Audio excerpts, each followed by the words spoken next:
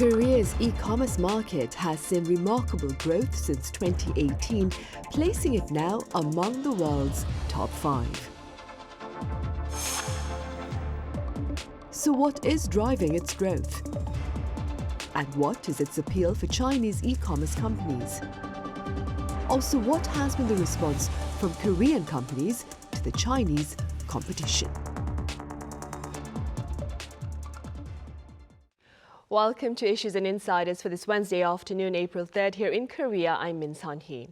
Today we delve into the competition on the e-commerce front between Korean and Chinese companies as they battle for greater ground among consumers here.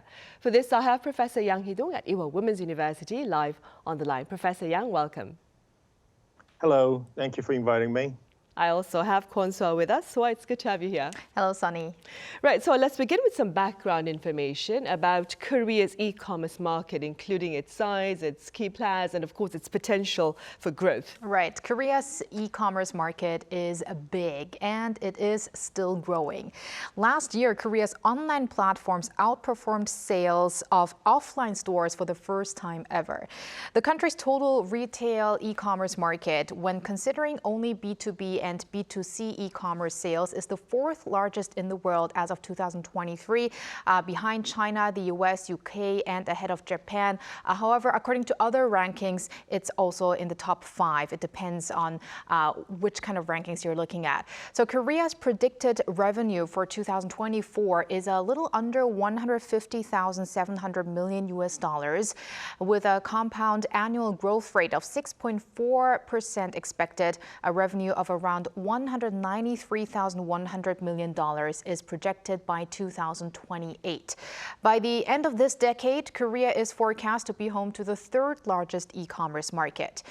When it comes to market transaction volume, $171.89 billion were posted in 2023. So let's break it down by categories of online shopping transactions.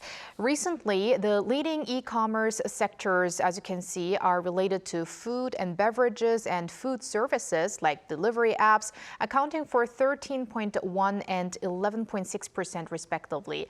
That's followed by travel services, which actually was once the leading category. It has experienced an increase last year, probably a rebound following the pandemic. Clothing, household goods, electronics, and cosmetics also make up more than 5% of transactions. So, which are the major domestic e-commerce brands? Coupang, Naver, and SSG are the three key players right now, and other popular ones are 11th Street, Lotte-on, and G-Market. Right then. Professor Yang, what do you believe are some of the key factors behind the steady growth of Korea's e-commerce market? Well, first of all, I should note the very proactive attitudes of Korean people for e-commerce, because most of Koreans have their bank account, and most of them, almost all of us, have the access to the internet at very reasonable prices.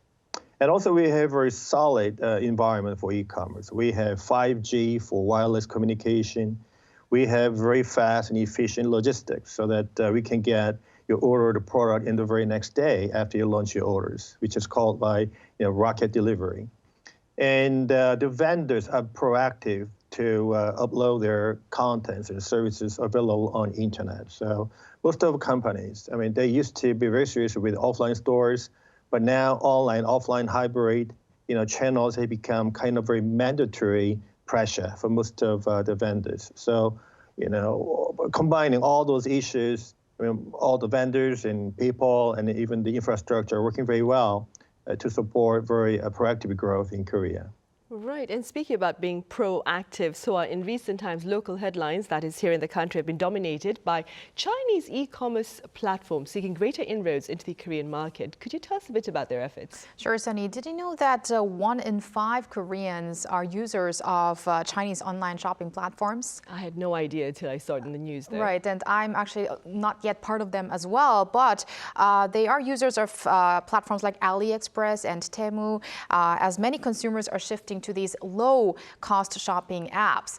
Tech giant Alibaba's AliExpress entered Korea in 2018, but it hasn't been until recently that its popularity skyrocketed, posing an increased threat to local companies, even to Korea's top e-commerce operator Coupang. AliExpress's monthly active users ranked second in Korea behind Coupang in February, surging over 130% on year to 8.18 million. That's according to mobile market research firm WiseApp Retail Goods. While AliExpress has been under scrutiny by the South Korean government over growing consumer complaints, the firm announced a huge investment plan last month worth 1.5 trillion won or $1.1 billion over the next 3 years.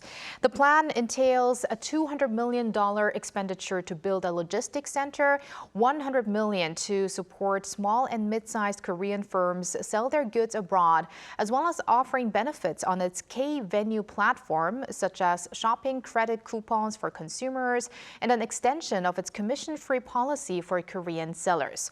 So that was AliExpress, and then there's Temu, the newcomer, but an incredibly fierce one with fierce marketing strategies, extremely low prices, and diverse features. I just recently came across Temu, which started with an advertisement on my social media, and now I see Temu-related ads everywhere, almost every day. The company is backed by China's e-commerce giant Pinduoduo, behind which there's PDD Holdings. Temu, now neck and neck with Korean rivals, had 5.181 million monthly active users as of February, ranking 4th. It just launched in Korea last August, meaning a much faster growth than AliExpress. And I also really have to mention that this is not only limited to Korea, the success of Temu. In the US, it took Temu just a year to reach 51 million monthly active users. And Amazon, to make a comparison, has 67 million. So there's not a big gap there, while it took decades for Amazon to get there. Right, so surely a very remarkable achievement then. Professor Yang, how do you explain the interest among Chinese e-commerce players in the South Korean market? Well, first of all, I should point out that there are many Chinese people living in this country. So we have about 2.5 million, the immigrants in this people staying over 90 days in this country. And there are 1 million Chinese people staying over, the 90 days. And almost 75% of those 1 million Chinese are immigrants. So they stay here forever throughout their life. So they may feel, inclined to launch their orders through more familiar and comfortable interfaces. And number two is, I should say that there should be very fierce competition among the Chinese e-commerce platforms. So in terms of downloading frequency, number one is Temu, followed by Shein. Number three is Amazon. And we have AliExpress and Alibaba. So there are 4 major Chinese platforms in the top 10 in terms of downloading frequency. Coupang, even though they are number 1 in Korea, they are not listed in the top 10. And number 3 is, for the past couple of years, our e-commerce growth in this local market has grown by almost 10%, which is a little lower than we had expected. But cross-border orders increased over 25% last year.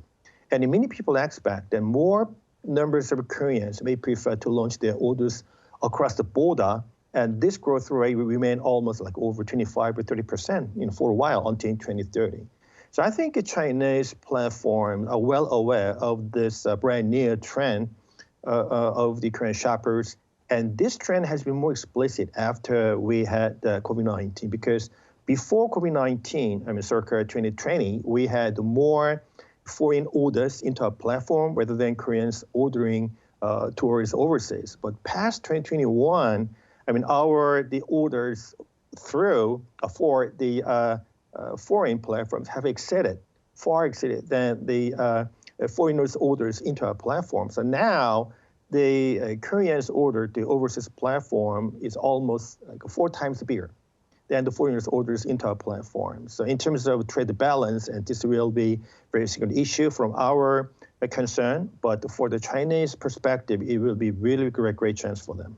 Right. Right, and that being said then, Soa, what can you tell us about Coupang's response to the competition from its Chinese counterparts? Well, first off, a little background on Coupang. Coupang is dubbed the Amazon of Korea. Founded in 2010, Coupang has established itself as the #1 e-commerce platform in the country in recent years. And as of February this year, its monthly active users were tallied at 30.1 million. Getting back to AliExpress, I mentioned earlier, it had 8.18 million, ranking second. So there's still a big gap between #1 and 2. Now, Coupang has been revolutionizing Korea's retail industry, especially with its signature rocket delivery service. You find out you're out of milk at night, make a few clicks, and have it delivered in the morning. The company's food delivery service, Coupang Eats, OTT streaming service Coupang Play have also gone mainstream. Now, apparently determined to keep the throne, Coupang was quick to respond to AliExpress's recent 1.5 trillion won investment plan. Last week, Coupang announced a 3 trillion won or $2.23 billion investment plan over the same span, the next 3 years. And that includes a nationwide expansion of its rocket delivery service. By 2026, the company vows to deliver to 88% through its super-fast delivery system. And the ultimate goal is to cater to Korea's entire 51 million population within a day, free of charge. So that would include mountainous areas and islands as well. Industry watchers see a silent investment war between domestic e-commerce giant Coupang and AliExpress, which, however, is also raising concerns among smaller domestic retailers, which would have to keep up with the two giants' battle. Right, of course. Professor Yang, then, beyond the corporate competition, what can you tell us about the further benefits for consumers amid the greater presence of such e-commerce platforms in the local market? Well, absolutely. The competition among the vendors may help lower the sales prices. And that is actually a major concern for the small and medium size of the e-commerce the vendors. Because this market is in very fierce competition, almost called by a red ocean.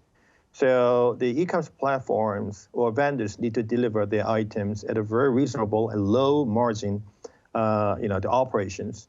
And but what is more positive aspect for particularly the Korean consumers is on the payment.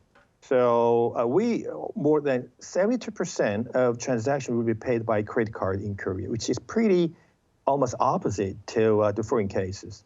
There are lots of the payment services, like Apple Pay, Alipay in foreign markets, but in Korea still, the credit card is dominating the payment services.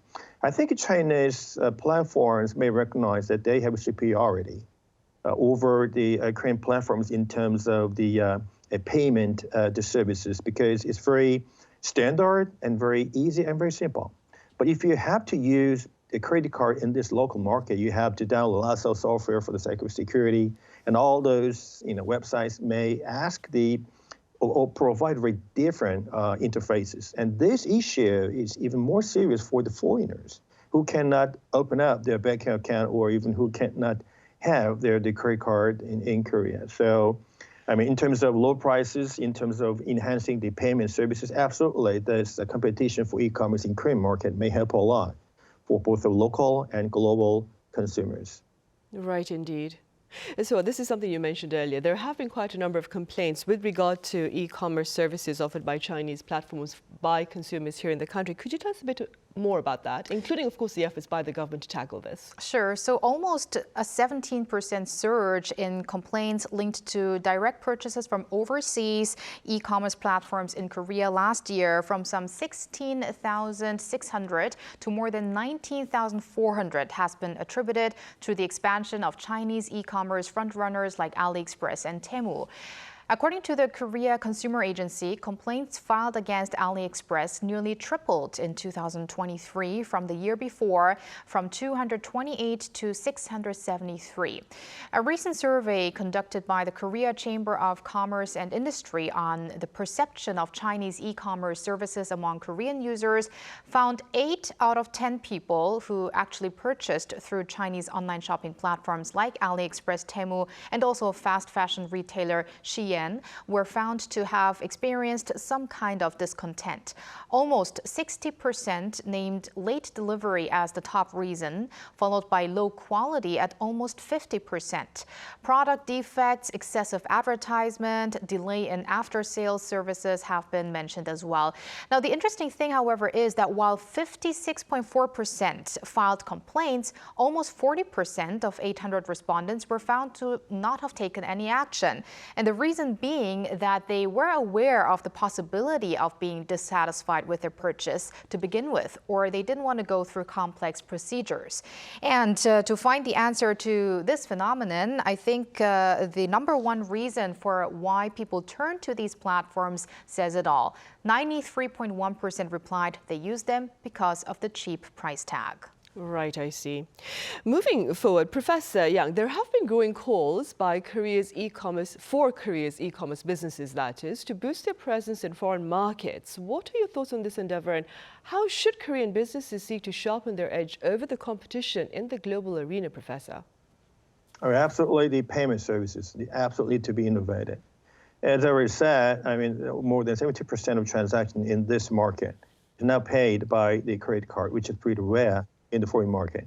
And this issue will be very, very big concern, even the headache, even for the American government, because, you know, dollar is not anymore dominant currency for the online transactions, because Alipay and all those Chinese payment services will also they occupy most of transaction efforts in the Asian region. So, the Korean platforms need to follow this suit. So they have to provide both of dollar-based or the, although the Chinese, the payment services, compatible payment services through their platforms. Otherwise, then they make a great success in the overall, the overseas operations on their own platform. Another issue, the positive aspect is Korean platforms may not have some limited merchandising of their products compared to the Chinese. So we have very free and access and the free cooperation with the foreign brands. For example, early this year, the Coupang acquired the Farfetch, which used to be number one luxury online platforms. Even though the Kering declared they will withdraw from this platform, but the Korean platforms may be more, integrative to big foreign brands compared to Chinese brands. So I think that is rather the positive potential for Korean platforms. Right, and so for some broader perspective then, could you tell us a bit about the global e-commerce market and its potential? Well, Sun-hee, at the very beginning, I said Korea's e-commerce market is big and it's still growing. And the same can be said for the global market. Worldwide e-commerce sales are predicted to grow 8.8% this year, and industry watchers expect a steady rise. So if we take a look at these figures here and projections in total global e-commerce sales between 2021 and 2027, we have been experiencing an increase every year in the past years, with this year's sales expected to hit some $6.3 trillion. By 2027, a growth to $8 trillion is predicted. And by then, close to 23% of retail purchases are likely to take place online. Along with these prospects, shopping on mobile devices is also likely to grow. Statistics show that using smartphones for shopping has already surpassed 55% of global e-commerce sales in 2021. More smartphone penetration, in-app purchases on social media, etc. Now, online stores collaborating with social media are assessed to win 32% more sales on average than those who don't. Meanwhile, there may be a change coming up among e-commerce juggernauts as well. While China's #1 e-commerce retailer Alibaba accounted for 23% of the world's market share as of 2022, and the American e-business giant Amazon 12% in the same year, analysis forecasts that by 2027, Amazon will surpass Alibaba in its sales. And in fact, by country, e-commerce in the US is expected to double by 2025, while China is predicted to experience a 15% 15% growth. And lastly, I want to mention a quite shocking prediction by NASDAQ. A report says by 2040, close to 95% of all purchases are expected to be done through e-commerce. Right, and keeping in mind what Soa has just said, Professor, I believe we have like about a minute left. What do you believe is the fate of retail stores then, offline stores, amid this expansion efforts by e-commerce platforms? Well, they can survive as long as they have another presence online, period. That's it. I see. All right, Professor Yang. As always, thank you so much for your time and your thoughts this afternoon. And so here in the studio, thank you very much for your insights. Thank you, Sunny. Right, well, that brings us to the end of Wednesday's edition of Issues and Insiders. Thank you for watching.